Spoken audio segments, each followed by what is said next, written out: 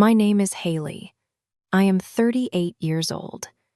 I live in a beautiful house in the suburbs. The house has 4 bedrooms. It has a big garden. The garden has green grass and a row of rose bushes along the fence. Everything is clean. Everything is in its place. I have a husband. His name is Michael. We got married 10 years ago. I was 28. He was 32. We had a nice wedding. White flowers. A white dress. My mother cried. Michael smiled. It was a good day. Now we live in this house. Every morning I wake up at 6. I go to the kitchen. I start the coffee. The coffee maker makes a hissing sound, then a dripping sound, then it stops. I pour 1 cup for Michael and 1 cup for me. Michael's coffee is black. No sugar, no milk. I remember this. I always remember this. I make breakfast. 2 eggs for Michael, toast, orange juice from a carton. I put the food on the table. Then I go to the bedroom.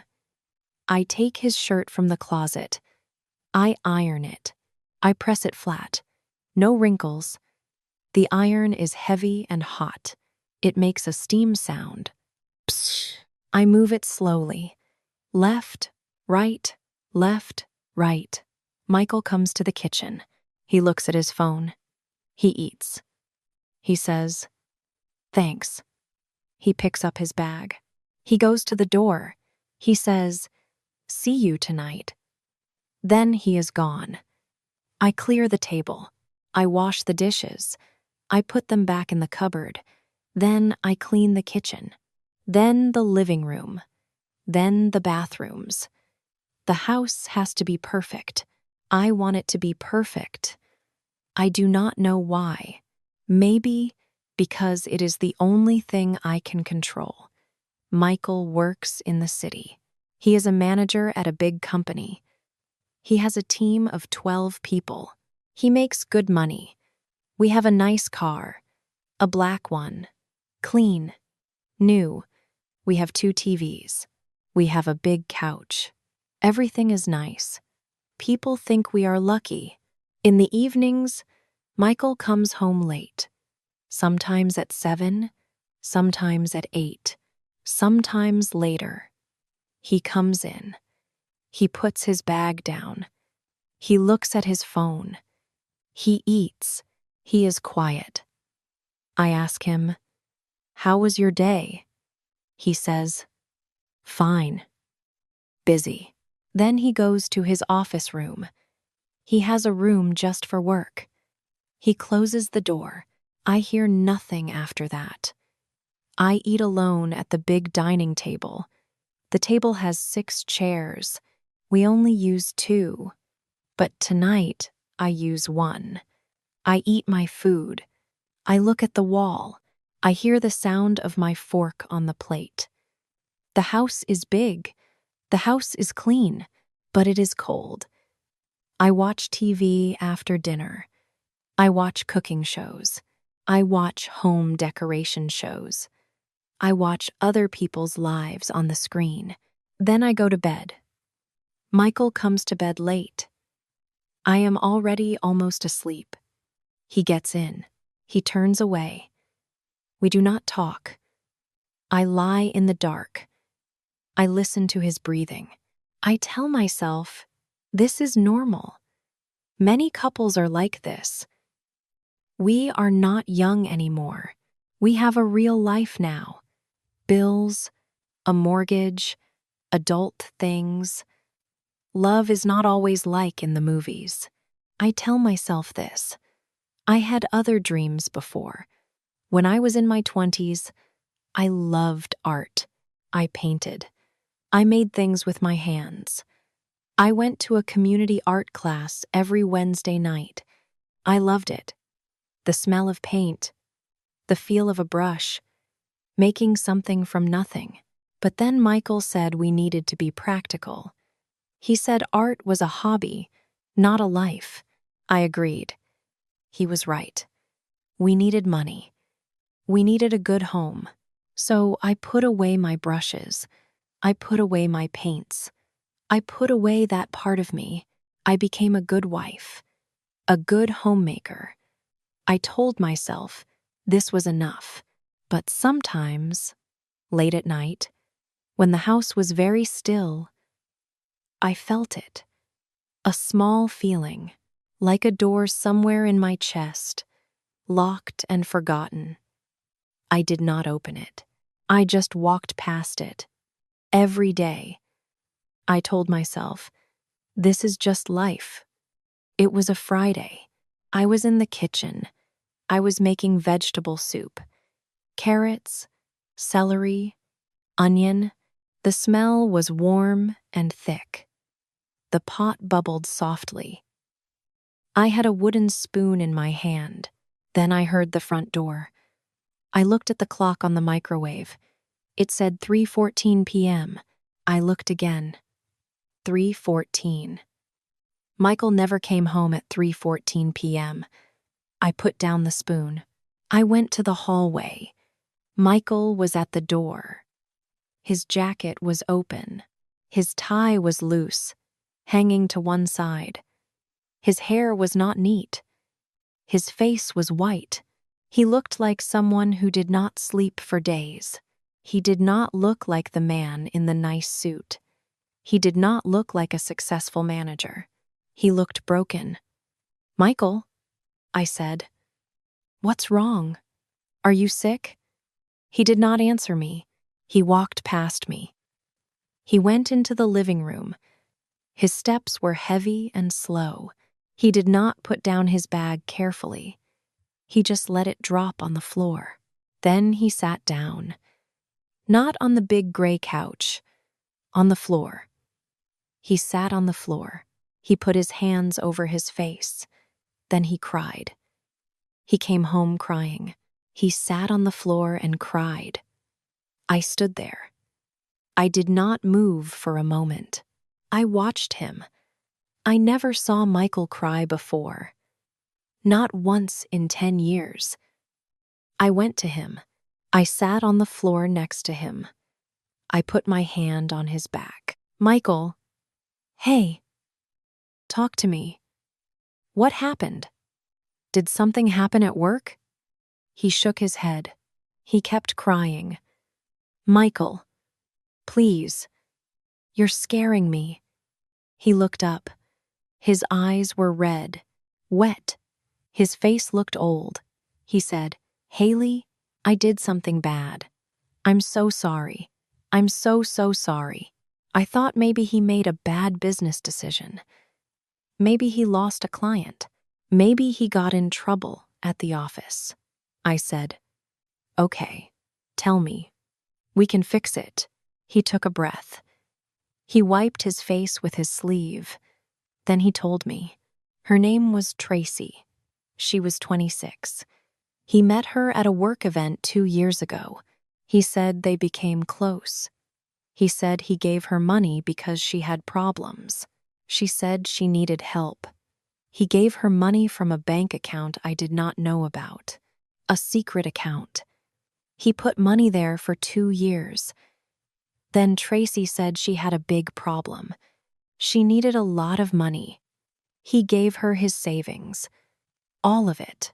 A large amount. He told me the number. My hands went cold. Then Tracy stopped answering his calls. She did not reply to his messages. Her apartment was empty. She was gone.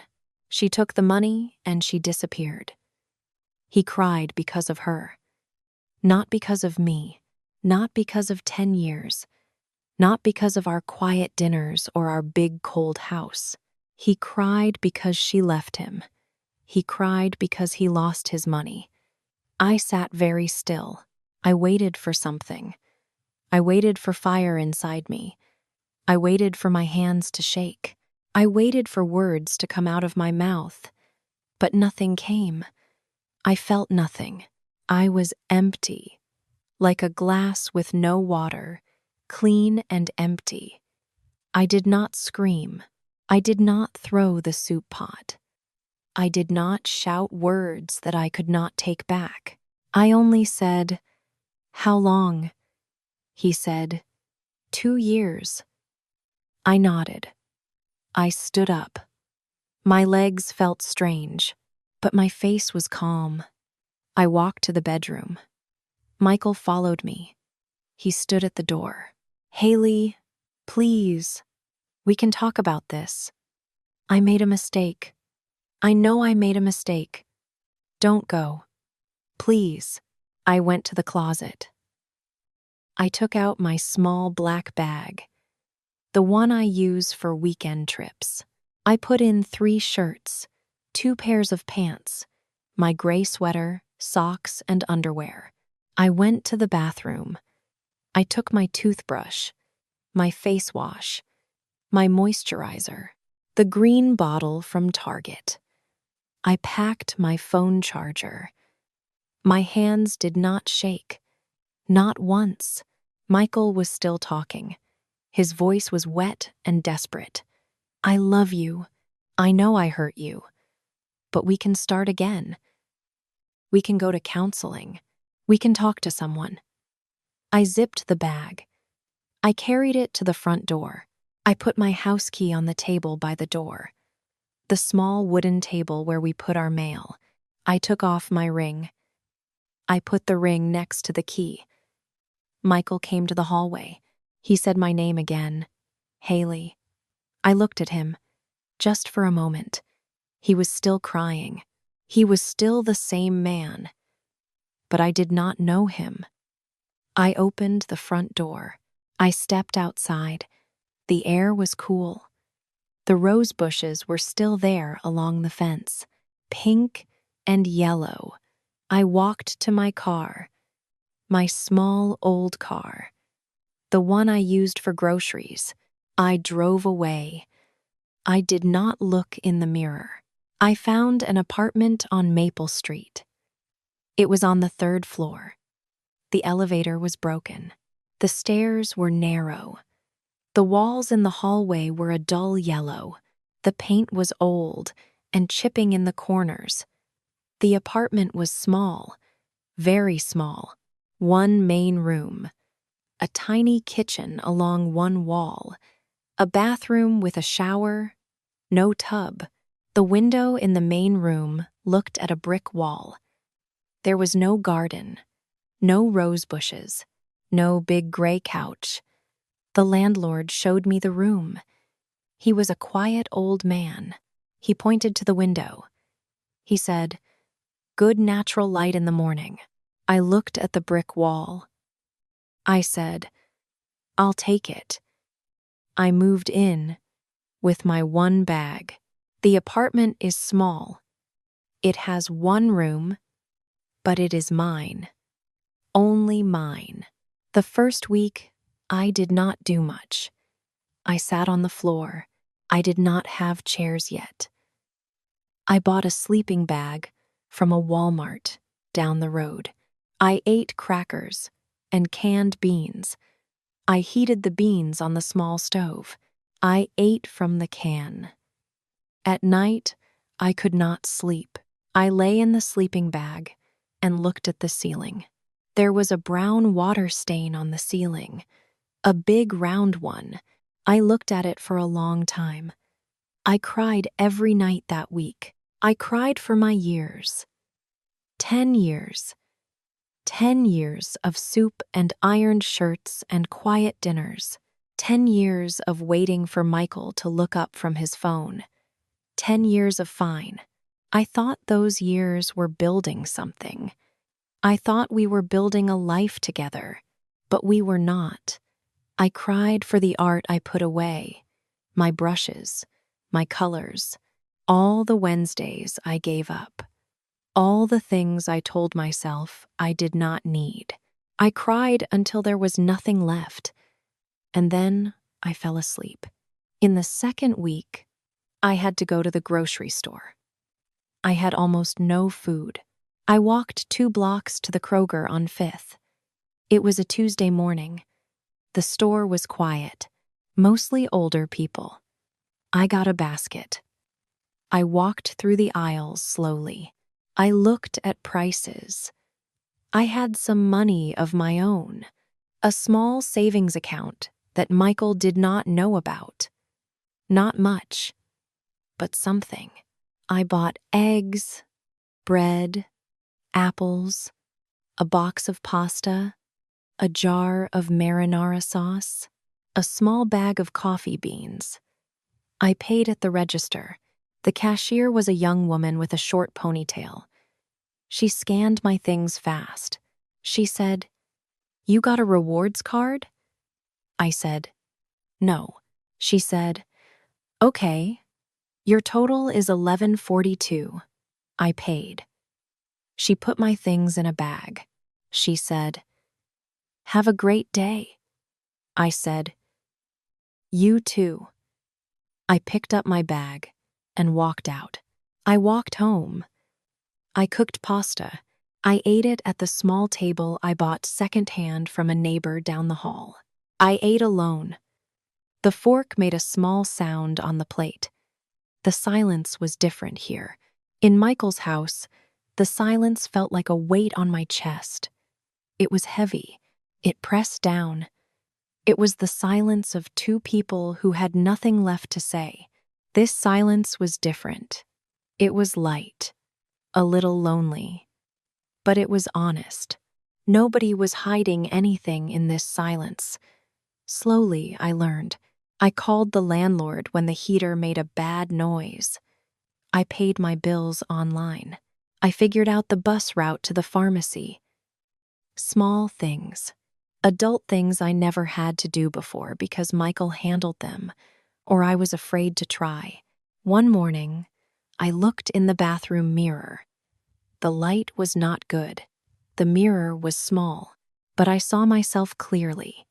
A 38-year-old woman, tired eyes, dry lips, dull skin. I looked at that woman for a long time. Then I said, out loud, to the mirror, "Not like this." My voice was quiet, but I meant it. I washed my face with cold water. I put on my shoes. I went outside. I started to walk every day. Walking was good. It was free. It helped the heavy feeling in my chest. I walked different streets. I looked in shop windows. I watched people. One afternoon, I walked on Pine Street. It was a quiet street with small shops. A coffee place, a flower shop, a used bookstore with a box of books outside for $1. Then I saw a window. Behind the glass were shelves with cups and bowls and small vases. They were not perfect.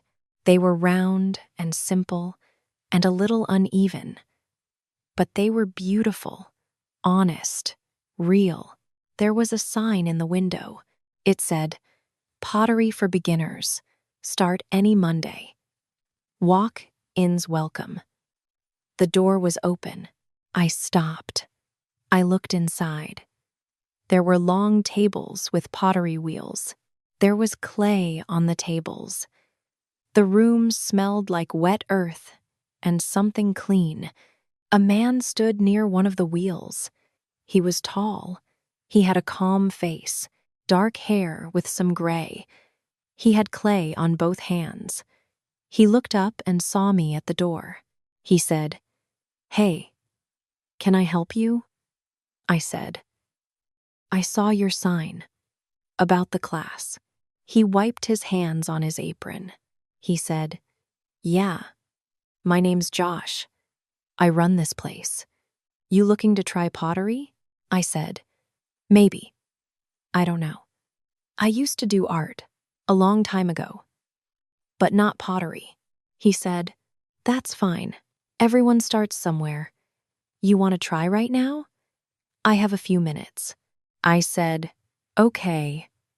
He gave me a small piece of clay, soft, cool, like damp earth. He showed me how to press it, how to push from the center, how to move my hands in and out. I tried. My hands were too stiff. The clay leaned to one side. It went flat.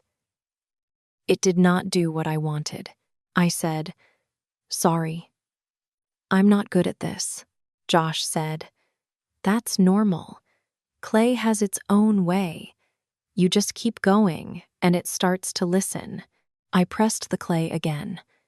I tried to center it. My hands were wet and dirty, and then something happened. Something quiet and strange. When my hands were in the clay, my head went still. No voice telling me I failed. No picture of Michael on the floor. No big cold house. No ring on the table. Just my hands.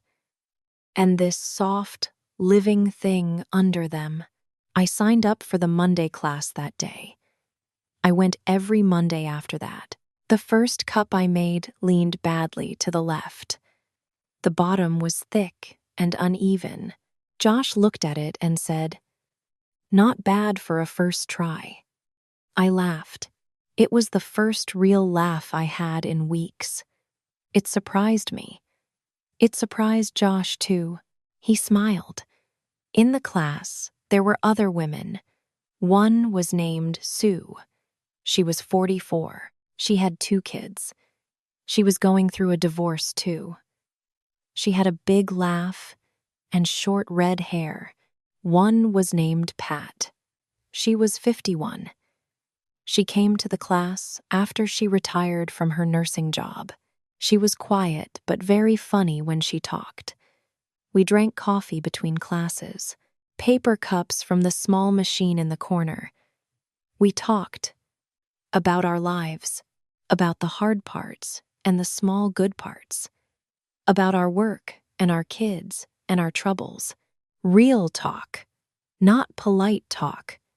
I started to feel less alone. My hands are dirty, but my heart is clean. When I make pottery, I am free. I made more cups, then small bowls. After 2 months, my cups stood straight.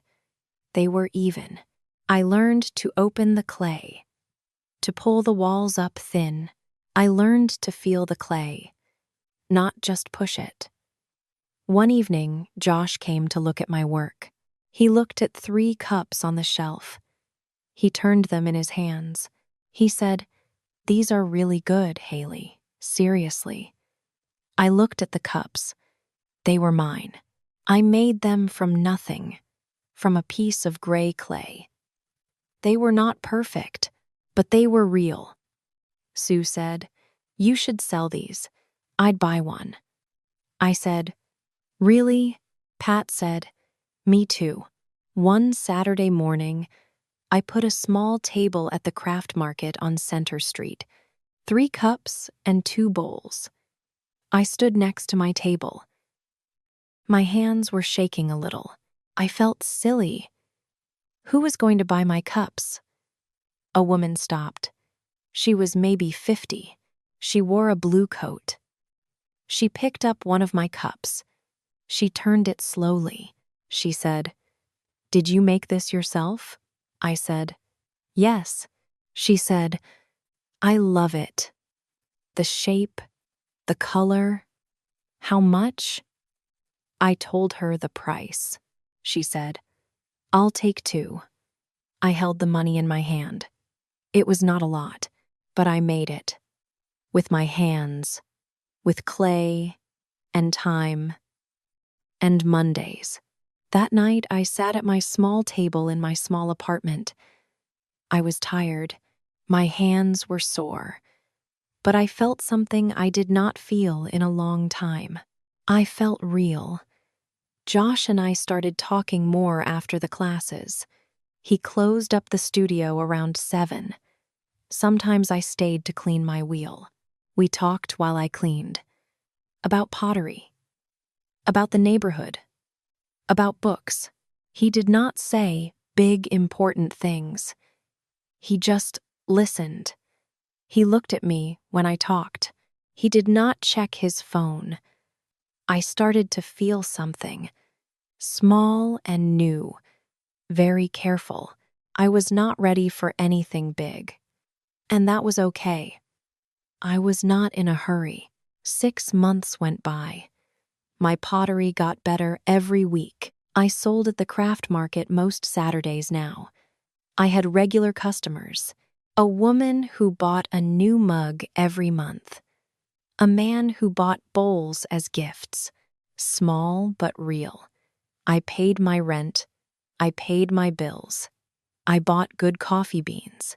I put a small plant on my windowsill. A succulent. Green and stubborn. One Tuesday afternoon, I was at the studio. The wheel was turning. The clay was wet. I was working on a new bowl. Wide and low. I was focused on the walls. They had to be even. Then I heard the door. I looked up. Michael stood at the door of the studio. He looked older. His face was thin. His gray jacket was a little too big on him now. His eyes were tired. I stopped the wheel. Josh was in the back room. I heard the sound of his wheel still turning. Michael walked toward me. Slowly. He stopped a few feet away. He said, "Haley, I looked for you for a long time." I said nothing. I took a cloth and wiped my hands. He said, "Can we talk? Please. Just 5 minutes." I said, "Okay." He sat on a wooden stool near the door. I stood by my wheel. He started. He said he was sorry. He said it many times. He said he was wrong. He said he was stupid. He said the house was empty without me. He said he could not sleep. He said he thought about me every day. Then he started to cry. Again. He cried again. I looked at him. I looked at this man. I waited. I waited for anger to come. I waited for the old love to return. I waited for something to move inside me. But nothing came. I look at him. I wait for anger. I wait for love. But I feel nothing. I only feel pity. He wiped his eyes. He said, "Come home, Haley. Please. The house is still our house. I got help. I'm seeing a therapist. I am changing. I can change. Please come back." He looked at my hands. He looked at the studio around him. He said, "You can do this here or at home. I'll make you a studio room. A real one. With good light. Everything you need." I listened to all of it. I did not speak. I let him finish. Then I said, "Michael." He stopped. He looked at me. I said, "You came home that day crying. But you cried for her. You cried for your money. You cried because she left you. You did not cry for me. Not once. Not for our 10 years. Not for our marriage. Not for me." He opened his mouth. I said, "Let me finish." He closed it. I said, "For 10 years I was in that house. I cooked your food. I cleaned your rooms. I ironed your shirts every single morning. I put away my dreams. I put away my hands, my art, my colors. I put away everything that was me. Because I thought that was what love was." My voice was calm. I was not crying. I was not angry. I was just clear, like water. I said, "But it was not love. You were not there. You were never really there. And I was a good housewife. I was a good housekeeper. But I was not your wife." "Not really." He said, "That's not true. I loved you. I still love you." I said, "Maybe, but the Haley you loved was the one who ironed your shirts and asked no questions. That Haley is gone. She left with a small black bag 6 months ago. He looked at me for a long time. Then he said, very quietly, "Is there someone else?" I looked back at him. I said, "No, there is just me." And I meant it. Not in a sad way, not in an angry way, in a real way, a full way. There was just me. And me was enough. More than enough. Michael stood up. He looked at the cups on the shelf. He looked at the wheel. He looked at my hands. Then he looked at my face. He said, "Take care of yourself, Haley." I said, "You too, Michael." He walked to the door. He pushed it open. He stepped outside. The door closed behind him. I stood still for a moment. The studio was quiet. The afternoon light came through the big front window. It made long yellow stripes on the floor, on the shelves, on my cups. Then I heard Josh come in from the back room. He looked at me. He said, "You okay?" I said, "Yeah, I am." He looked at me for one more second. Then he nodded. He went back to his wheel. He did not ask me anything else. I liked that. I sat back down at my wheel. I put water on the clay. I started the wheel again. The spin was slow at first, then faster. The clay opened under my hands. I thought about Michael, about the big house, about the gray couch, about the 6-chair table, about the ring I left on the wooden table by the front door. Then I stopped thinking about it. I thought about Monday classes, about Sue's big laugh, about Pat's quiet jokes over paper cups of coffee, about the woman in the blue coat who said, "I love it," about the small green plant on my windowsill, about this wheel, this clay, these hands. The bowl opened wider. The walls came up thin and even. My hands were steady. The clay did what I asked now. We understood each other. Outside, the light was turning orange. It was the end of the afternoon, the end of a Tuesday. I am 38 years old. Some people think that is late to start again, but I started, and I am only beginning. Thank you for listening to Haley's story. If this story touched your heart, please give this video a like and subscribe to Teddy English Stories. We share a new story every week just for you. See you next time.